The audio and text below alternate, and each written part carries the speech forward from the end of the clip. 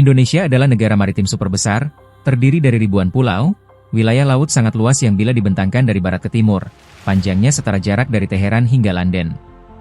Dengan geografi sebesar ini, Indonesia tidak bisa mengandalkan kapal perang biasa.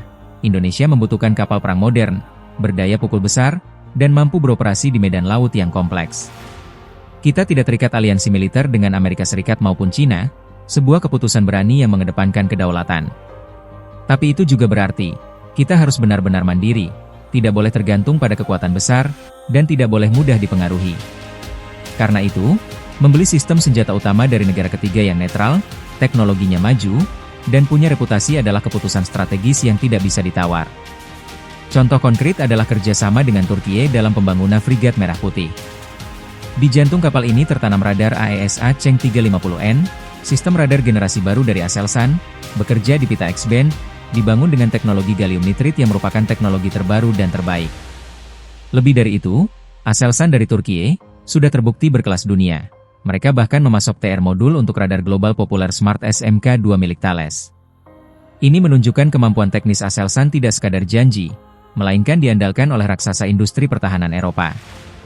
Ketika Indonesia memilih radar Cheng 350N untuk Frigat Merah Putih, kita tidak memakai teknologi kelas 2, tetapi teknologi berstandar NATO yang sudah terbukti di panggung dunia.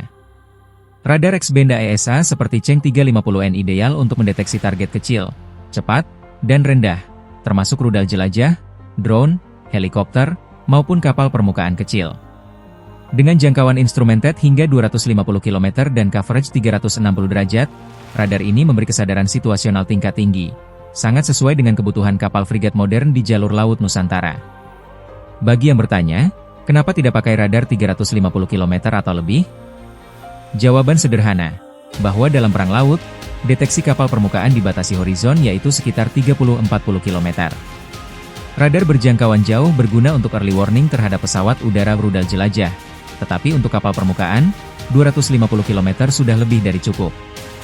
Radar AESA seperti Cheng 350N justru lebih relevan untuk pendekatan multi-target, melawan rudal jelajah, drone, dan ancaman asimetris modern.